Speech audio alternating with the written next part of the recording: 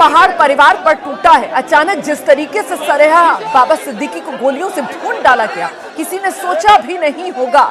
रोज की तरह बाबा सिद्दीकी अपने दफ्तर से बाहर निकल रहे थे और उसी दौरान विजयदशमी का पर्व था। लोग खुशियां मना रहे थे, पटाखे चल रहे थे और अचानक से जो पटाखों की जोरदार आवाज के बीच एक धमाका सा होता है। शुरुआत में मौजूद लोगों को यह गुमान होता है कि शायद कोई पटाखा चला, लेकिन फिर जब धुआं छटता है और लोगों की नजर पड़ती है तो बाबा सिद्दीकी का जिस्म वहां पर खून से लथपथ पड़ा हुआ नजर आता है और तब लोग समझते हैं कि आखिरकार ये तो बड़ी अनहोनी हो गई। बाबा सिद्दीकी को निशाना बनाकर उन्हें भून डाला गया। ये तस्वीरें मैं आपको दिखा रही हूँ, बाबा सिद्दीकी के घर के बाहर की ये तस्वीरें हैं। वो पीछे बाबा सिद्दीकी के घर मेन गेट दिख रहा है आपको और देखिए किस तरीके से घर के भीतर तक वहां पर एक जन सैलाब सा उमड़ा हुआ है। और अब इस भीड़ को कंट्रोल करने के लिए, काबू करने के लिए माइक जो है वो इस समय ज़ीशान सिद्दीकी के हाथ में दिया गया है। उनके बेटे हैं, ताकि लोग जो हैं वो उनकी बात सुने, माने, संयम बरतें। इसीलिए इस समय ज़ीशान सिद्दीकी को माइक दिया गया कि वो लोगों से अपील करें। यहाँ पर नमाज जनाजा होनी है।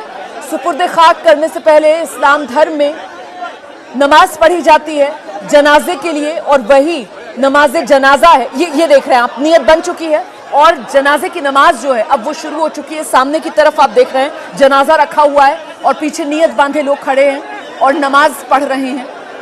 ये नमाज जनाजा जो इस वक्त अदा की जा रही है। अब हम आपको लेकर चलते हैं, हमारे सहयोगी राजेश त्रिपाठी यहीं पर मौजूद हैं।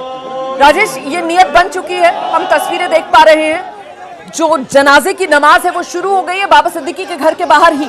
राजेश जी बिल्कुल, जनाजे की जो है नमाज जनाजा शुरू हो गई है। यहाँ पर शव को बाहर लाया गया है क्योंकि बहुत ज़्यादा भीड़ है। लोगों को जो है कैसे कंट्रोल किया जाए इसके लिए भी अनाउंसमेंट है। लेकिन फिलहाल आप देखिए कि सभी लोग जो है नमाजा कर रहे हैं।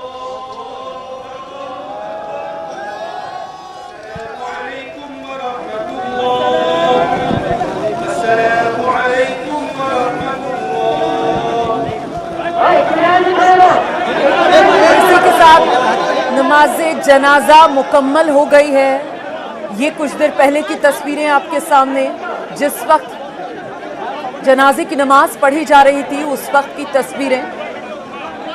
और इन तस्वीरों में आप देख रहे हैं बाबा सिद्दीकी के घर के बाहर ही ये जनाजे की नमाज जो अदा कर दी गई है। और अब यहाँ से तदफीन के लिए, सुपुर्द खाक करने के लिए जनाजे को लेकर आगे बढ़ा जाएगा। जनाजे की नमाज पढ़ ली गई है, दुआ लोग मांग रहे हैं बाबा सिद्दीकी के लिए।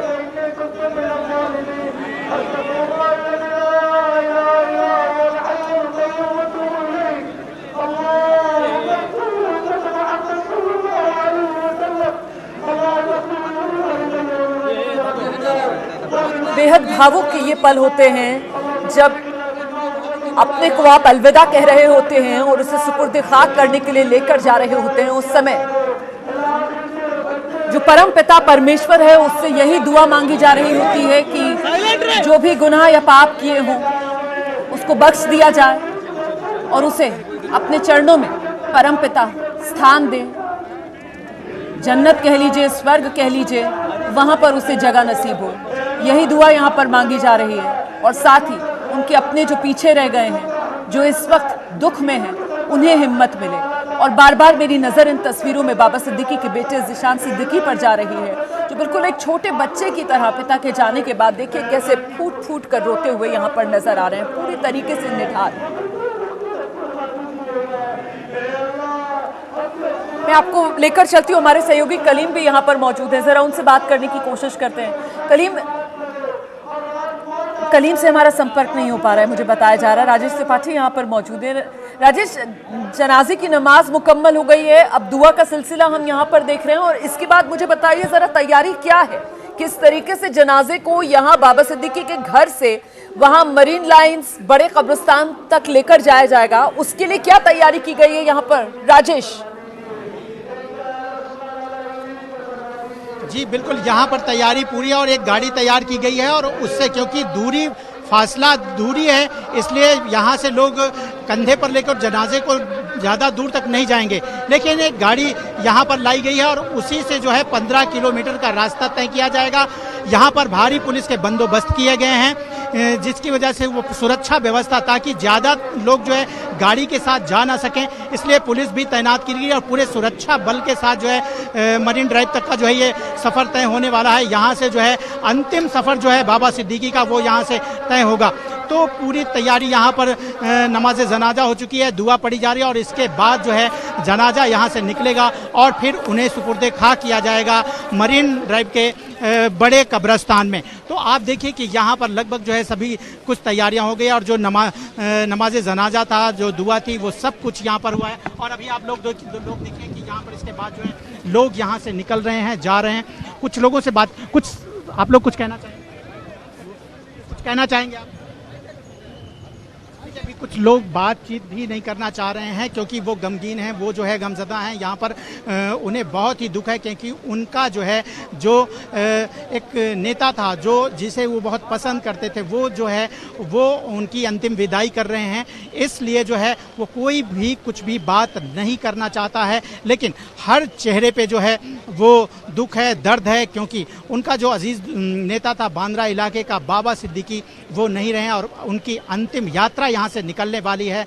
और सब लोग जो उनके कार्यकर्ता हैं, उनके चाहने वाले हैं, उनके पहचान के लोग हैं, वो सारे लोग यहाँ पर इकट्ठा हैं इस वक्त उनके घर के बाहर और उन्हें अंतिम विदाई देने के लिए खड़े हैं। बारिश हो रही है। जी हाँ, जैसे ये एक इत्तेफाक है कि जैसे ही बारिश शुरू हुई वैसे ही घर से जनाजा निकला और सबका ये कहना है कि आसमान भी रो रहा है इस नेता के मरने पे। बिल्कुल, देखिए अगर सफर की बात की जाए बाबा सिद्दीकी की, मैं आपको दिखा रहा हूं एक ऐसा सफर जिस पर यकीन करना मुश्किल होता है। 47 साल का तो सिर्फ और सिर्फ सियासी करियर ही बाबा सिद्दीकी का रहा है। म्युनिसिपल कॉर्पोरेटर के तौर पर बाबा सिद्दीकी ने अपनी शुरुआत की चुनावी राजनीति में और इसके बाद बाबा सिद्दीकी 3 बार लगातार मुंबई में विधायक बने, महाराष्ट्र सरकार में मंत्री रहे। बाबा सिद्दीकी की पहचान एक राजनेता के तौर पर तो थी ही, साथ ही साथ खासतौर से बॉलीवुड में एक यारों के यार वाली जो इमेज थी बाबा सिद्दीकी की, और ख़ासतौर से वो इफ्तार पार्टियां, बड़ी बड़ी आलिशान इफ्तार पार्टियां बाबा सिद्दीकी किया करते थे रमज़ान के महीने में, जो बॉलीवुड के सितारों से सजी हुई होती थी, वो ख़ासतौर से सबका ध्यान अपनी ओर आकर्षित करती थी। और यही वो तमाम वजह जिसने बाबा सिद्दीकी को